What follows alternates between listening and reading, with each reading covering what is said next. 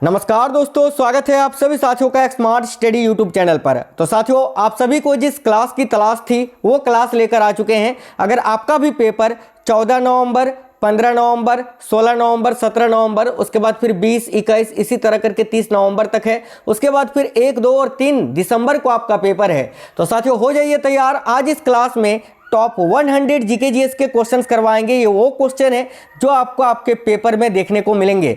तो इन प्रश्नों को घोल के पी जाना है, कहीं भी एक भी क्वेश्चन को आपको स्किप नहीं करना है। बहुत ही अच्छे क्वेश्चन, बहुत ही अच्छे और सिलेक्टेड क्वेश्चन आपके लिए आज इस क्लास में लेकर आए हैं। तो चलिए शुरू करते हैं, देखते हैं क्वेश्चंस। आप सभी से रिक्वेस्ट है, क्लास को एक लाइक कर दीजिएगा। क्लास पसंद आए तो अपने सभी दोस्तों तक जरूर शेयर करिएगा। आप में से कोई भी साथी नए हैं, चैनल सब्सक्राइब करके बेल आइकन को ऑन कर लीजिएगा। तो देखिए, क्लास शुरू करते हैं पहले क्वेश्चन से। और आज के क्लास का पहला क्वेश्चन आपको दिख रहा है स्क्रीन पर। भारत के भौगोलिक मानचित्र कौन तैयार करता है? ये क्वेश्चन बहुत ज़्यादा पूछा जाता है। याद रखिएगा, भारत का जो भौगोलिक मानचित्र है ये कौन तैयार करता है? तो भारतीय सर्वेक्षण। राइट आएगा ऑप्शन नंबर बी।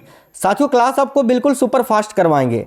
नेक्स्ट है, निम्नलिखित में से किस राज्य की सीमा से राजस्थान सटा हुआ नहीं है?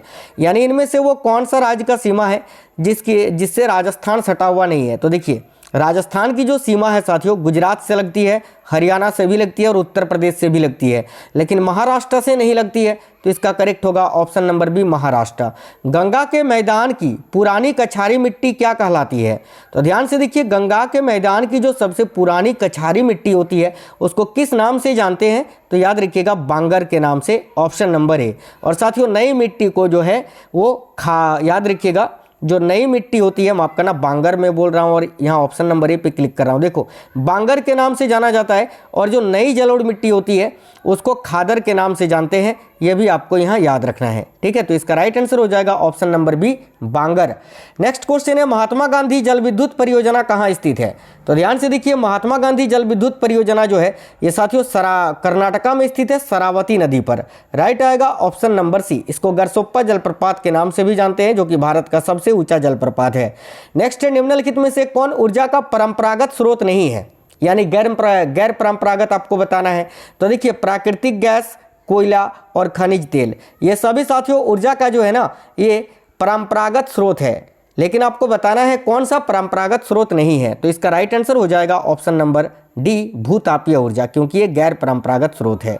चलिए, नेक्स्ट क्वेश्चन है, इंदौर के समीप स्थित जनपाव पहाड़ी स्रोत है किस नदी का? यानी इंदौर के समीप, मध्य प्रदेश के इंदौर के समीप जो जनपाव पहाड़ी है, यहाँ से कौन सी नदी का उद्गम होता है? तो याद रखिएगा, चंबल नदी का। ऑप्शन नंबर बी करेक्ट है, चंबल नदी। अगला है, स्वतंत्रता से पूर्व कौन सा भारतीय क्षेत्र है जो काला पानी के नाम से जाना जाता था? तो देखिए, स्वतंत्रता से पूर्व कौन सा भारतीय क्षेत्र जिसको काला पानी के नाम से जाना जाता था? याद रखिएगा, अंडमान निकोबार द्वीप समूह, ऑप्शन नंबर बी। देखिए, नेक्स्ट क्वेश्चन है, चिश्ती सिलसिले के किस सूफी को चरागे देहलवी यानी दिल्ली का दीपक कहा जाता है या जाता था? तो याद रखिएगा, चिश्ती सिलसिले के किस सूफी को चरागे देहलवी यानी दिल्ली का दीपक कहा जाता है? तो देखिएगा, राइट आंसर क्या हो जाएगा? Option number B, Sheikh Nasiruddin को। शेख नसीरुद्दीन करेक्ट आंसर हो जाएगा, ऑप्शन नंबर बी। नेक्स्ट है, हड़प्पा सभ्यता का सर्वाधिक मान्यता प्राप्त काल कौन सा है? तो साथियों देखिएगा, ये क्वेश्चन भी वेरी वेरी इंपॉर्टेंट है, नोट कर लीजिएगा। हड़प्पा सभ्यता का सर्वाधिक मान्यता प्राप्त काल जो है वह है 2500 ईसा पूर्व से 1750 ईसा पूर्व, option number B. Alauddin Khilji के निम्न सेना अध्यक्षों में से कौन सा तुगलक वंश का प्रथम सुल्तान बना? तो देखिए, अलाउद्दीन खिलजी के निम्न सेना अध्यक्षों में से कौन सा तुगलक वंश का प्रथम सुल्तान बना था? तो ग्यासुद्दीन तुगलक, जिनका मूल नाम था Ghazi Malik, option number A correct होगा। अगला है, अंत्योदय कार्यक्रम का उद्देश्य क्या था? तो साथियों देखिए, अंत्योदय कार्यक्रम का उद्देश्य यही है कि गरीबों में सबसे अधिक गरीब की मदद करना, गरीबों में जो सबसे अधिक गरीब हैं उनकी मदद करना। अगला है, बांडीवास का युद्ध में अंग्रेजों का नेतृत्व किसने किया था? तो देखिए, बांडीवास का जो युद्ध है साथियों 1760 में लड़ा गया था और इस युद्ध में अंग्रेजी सेना का नेतृत्व किया था सर आयर कूट ने। राइट आएगा ऑप्शन नंबर ए। नेक्स्ट है, निम्नलिखित में से किस देश की सहायता से कुडनकुलम परमाणु पावर परियोजना स्थापित की जा रही है? तो याद रखिए, राइट आंसर हो जाएगा ऑप्शन नंबर डी, रूस की सहायता से। और कहाँ पर? तो तमिलनाडु में। अगला है, आदि काव्य की संज्ञा किसे दी जाती है? तो याद रखिएगा, आदि काव्य की जो संज्ञा है वो किसे दी जाती है? तो रामायण को, ऑप्शन नंबर ए। नेक्स्ट है, भारत में अंग्रेजों के समय प्रथम जनगणना किसके कार्य में हुई? तो पूछा है प्रथम जनगणना, तो साथियों 1872 में हुआ था लॉर्ड मेयो के समय में। तो राइट आएगा ऑप्शन नंबर सी। यहीं अगर आपसे पूछे नियमित रूप से जनगणना तो फिर लॉर्ड रिपन के समय में 1881, याद रखिएगा।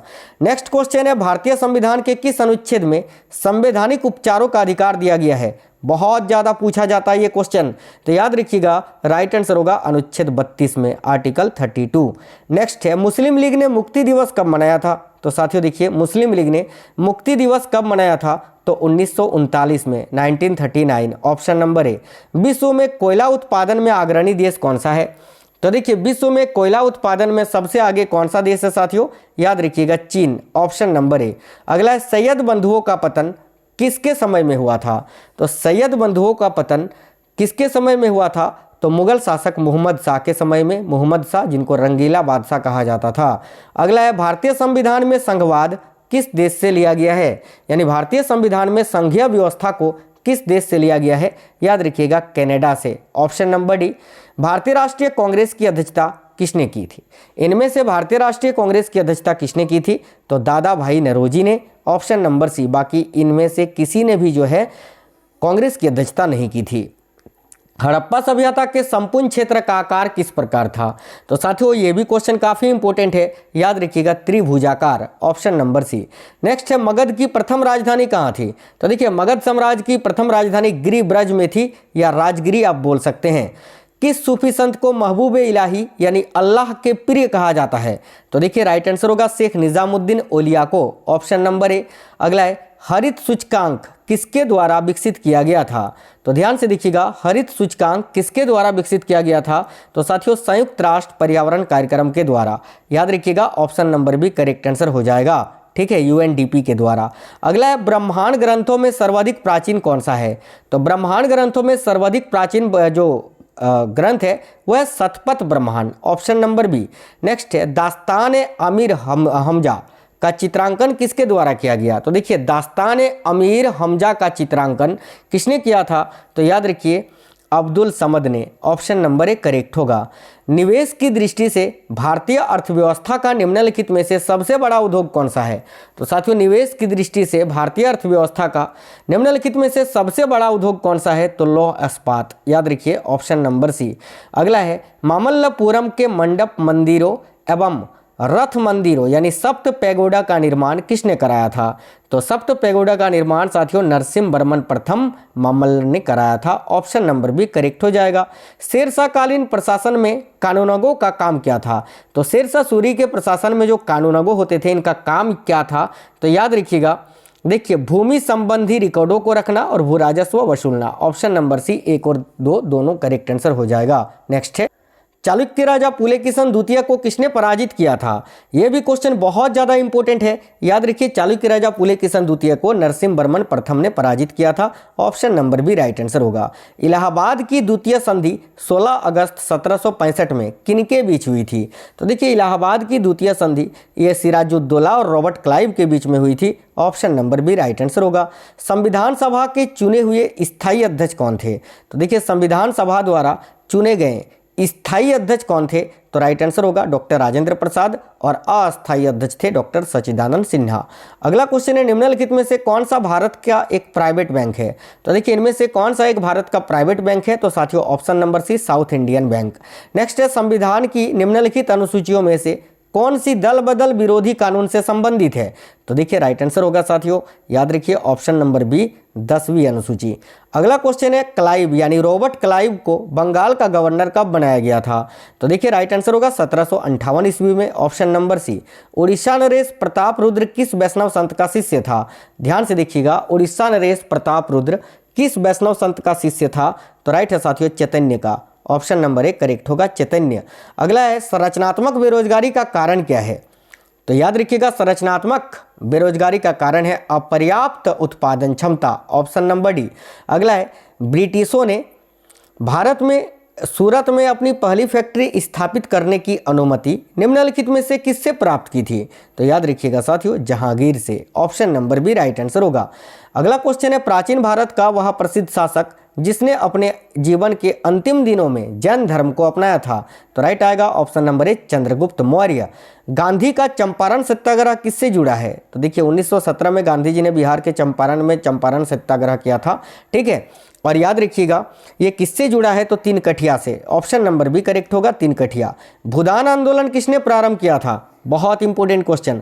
तो याद रखिएगा साथियों, भूदान आंदोलन को विनोबा भावे ने प्रारंभ किया था। Option number C right answer होगा। राष्ट्रपति पर महाभियोग का आरोप संसद के किस सदन द्वारा लगाया जाता है? तो ध्यान से देखिए, राष्ट्रपति पर महाभियोग का आरोप संसद के किस सदन के द्वारा लगाया जाता है?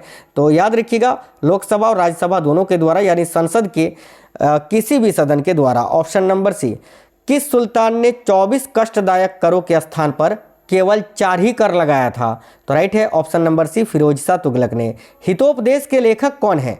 बहुत ही इंपॉर्टेंट क्वेश्चन ये भी। तो देखिए हितोपदेश के लेखक कौन थे? तो Narayan Pandit. Option number C. Next है द फ्यूचर ऑफ इंडिया नामक पुस्तक के लेखक कौन है?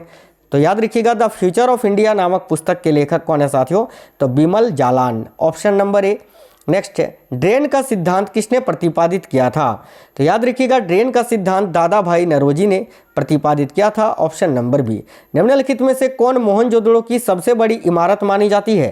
तो देखिए मोहनजोदड़ो की सबसे बड़ी इमारत विशाल अन्नागार यानी धान्य कोठार को माना जाता है। Option number B. माफ करना यार, एक सेकंड, विशाल स्नानागार को केवल, है ना, विशाल स्नानागार, only option number A correct होगा। विशाल स्नानागार को जो है ना मोहनजोदड़ो की सबसे बड़ी इमारत मानी जाती है। ऑप्शन नंबर ए करेक्ट है। याद रखना हड़प्पा और मोहनजोदड़ो दोनों ही वर्तमान में पाकिस्तान में स्थित है। अगला, कृष्णदेव राय ने निम्नलिखित में से किसके साथ मैत्रीपूर्ण संबंध रखे थे? तो देखिए कृष्णदेव राय ने निम्नलिखित में से किसके साथ मैत्रीपूर्ण संबंध रखे थे? तो पुर्तगालियों के साथ। ऑप्शन नंबर सी। शिवाजी ने मुगलों को किस संधि के द्वारा किलों को हस्तांतरित किया? तो देखिए शिवाजी ने मुगलों को किस संधि द्वारा किलों को हस्तांतरित किया था? तो पुरंदर की संधि के द्वारा, जो शिवाजी और औरंगजेब के बीच हुआ था 1665 ईस्वी में। चलिए अगला क्वेश्चन है, महमूद बेगड़ा किस राज्य का प्रसिद्ध सुल्तान था? तो बहुत ही अच्छा क्वेश्चन है, याद रखिएगा गुजरात का। Option number B. निम्न में से किसने मुगल काल में ऐतिहासिक विवरण लिखा है? तो देखिए इनमें से किसने मुगल काल में ऐतिहासिक विवरण लिखा है? तो देखिए करेक्ट होगा साथियों गुलबदन बेगम। गुलबदन बेगम जिन्होंने हुमायूंनामा की रचना की है ना, हुमायूंनामा की रचना। नेक्स्ट क्वेश्चन है, शिवाजी के बाद किसने गुरिल्ला युद्ध का संचालन किया? तो शिवाजी के बाद गुरिल्ला युद्ध का संचालन किया था बाजीराव प्रथम ने। Option number A. Birsa Munda का कार्यक्षेत्र कौन सा था? बिरसा मुंडा साथियों इनका कार्यक्षेत्र कौन सा था? तो रांची। याद रखिए ऑप्शन नंबर बी। नेक्स्ट है, अनुव्रत शब्द किस धर्म से जुड़ा है? तो अनुव्रत शब्द जो है ये जैन धर्म से संबंधित शब्द है। ऑप्शन नंबर ए जैन धर्म। भारत का आधुनिक ढंग का प्रथम मजदूर संघ कौन सा था? देखिए वेरी इंपॉर्टेंट क्वेश्चन। भारत का आधुनिक ढंग का प्रथम मजदूर संघ कौन सा था? तो Madras labour union. Option number ए। भारत में रासायनिक उर्वरकों के 2 बड़े उपभोक्ता राज्य कौन से हैं? तो याद रखिएगा पंजाब एवं Haryana. Option number B. Next है, वेन सांग की भारत में यात्रा के समय सूती कपड़ों के उत्पादन के लिए सबसे प्रसिद्ध नगर कौन सा था? तो चीनी यात्री वेन सांग हर्षवर्धन के शासनकाल में भारत आए थे, है ना, और उस समय भारत में सूती कपड़ों के उत्पादन का सबसे प्रसिद्ध नगर कौन सा था? तो याद रखिएगा ऑप्शन नंबर बी करेक्ट होगा मथुरा। नेक्स्ट है, बीसीसीआई क्या है? तो साथियों बीसीसीआई क्या है? देखिए भारतीय cricket control board. Option number B correct हो जाएगा। देखिए अगला क्वेश्चन है, राष्ट्रीय कृषि अनुसंधान प्रबंधन एकेडमी कहाँ स्थित है? तो याद रखिएगा राष्ट्रीय कृषि अनुसंधान प्रबंधन एकेडमी जो है ये आपका हैदराबाद में स्थित है। ऑप्शन नंबर बी करेक्ट होगा। भारत में लोकसभा किसका प्रतिनिधित्व करता है? तो देखिए भारत में लोकसभा भारतीय जनता का प्रतिनिधित्व करता है। ऑप्शन नंबर सी भारतीय जनता का। कृष्णदेव राय किसके समकालीन थे? तो याद रखिएगा साथियों कृष्णदेव राय ये किनके समकालीन थे? तो बाबर के। Option number C Babur. स्वर्णिम क्रांति किससे संबंधित है? Very very important question. तो याद रखिएगा स्वर्णिम क्रांति किससे संबंधित है? तो उद्यान कृषि से। ऑप्शन नंबर बी करेक्ट होगा। तैमूरलंग ने किस वर्ष में भारत पर आक्रमण किया था? तो याद रखिएगा तैमूरलंग ने किस वर्ष में भारत पर आक्रमण किया था? तो 1398 ईस्वी में। भारतीय राजनीति में 1947 के बाद किस महिला ने सर्वाधिक योगदान दिया? तो देखिए करेक्ट होगा अरुणा आसफ अली ने। ऑप्शन नंबर ए। एशियन ड्रामा किसकी प्रसिद्ध पुस्तक है? यानी एशियन ड्रामा पुस्तक के लेखक कौन है? तो करेक्ट आएगा साथियों ऑप्शन नंबर सी गुरनार मेडल। अगला, वर्तमान समय में भारतीय संविधान में गणना की दृष्टि से कुल कितने अनुच्छेद और अनुसूचियां हैं? तो देखिएगा यहाँ आपका करेक्ट आंसर हो जाएगा 448 अनुच्छेद 12 अनुसूचियाँ। अगला क्वेश्चन है, भारतीय संविधान की आत्मा किसे कहा गया है? तो याद रखिए, भारतीय संविधान की आत्मा प्रस्तावना को कहा जाता है। ऑप्शन नंबर ए। भारतीय संविधान के किस अनुच्छेद में प्रेस की स्वतंत्रता दी गई है? तो साथियों देखिएगा, राइट आंसर होगा अनुच्छेद 19 का प्रथम में। अगला है, रामकृष्ण परमहंस का जन्म का नाम क्या था? तो रामकृष्ण परमहंस जो कि स्वामी विवेकानंद जी के गुरु थे और इनका जन्म का नाम था गदाधर चट्टोपाध्याय। ऑप्शन नंबर ए। प्रारंभिक आर्यों के बारे में निम्न कथनों में से कौन सा सही नहीं है? तो देखिए, आर्यों के बारे में कौन सा कथन एक गलत है, ये आपको बताना है। तो वे संस्कृत बोलने वाले थे, सही है ये। वे घुड़सवारी क्या करते थे, ये भी सही है। वे कई झुंडों में भारत पहुंचे, ये भी सही है। वे मुख्यतः नगरों में निवास करते थे, ये गलत है। ऑप्शन नंबर डी करेक्ट होगा। नेक्स्ट है, प्राचीन भारत में पहला विदेशी आक्रमण किनके द्वारा किया गया?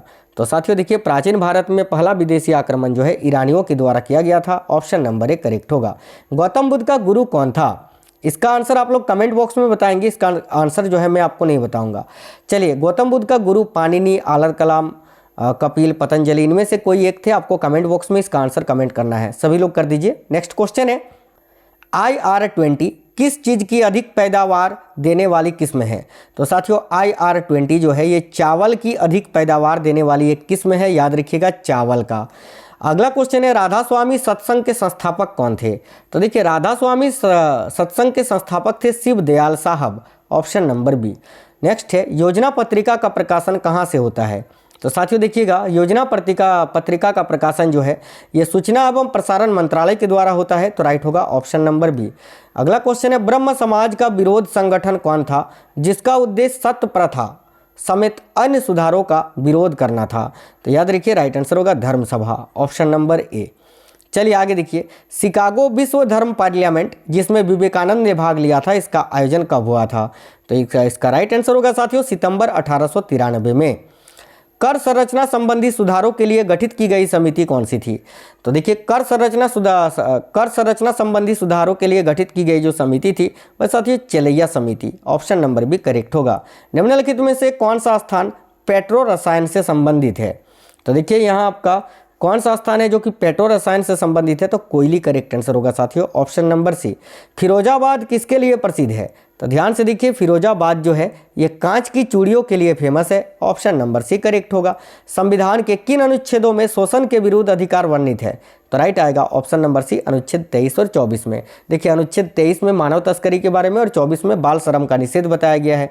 गांधी इरविन समझौता जो कि 5 मार्च 1931 को हुआ था, ये किससे संबंधित है? तो साथियों याद रखिएगा, सविनय अवज्ञा आंदोलन से। भारत में जब क्रिप्स मिशन आया उस समय भारत के वायसराय कौन थे? भारत में साथियों क्रिप्स मिशन कब आया था? तो 1942 में। और देखिए, उस समय भारत के वायसराय कौन थे?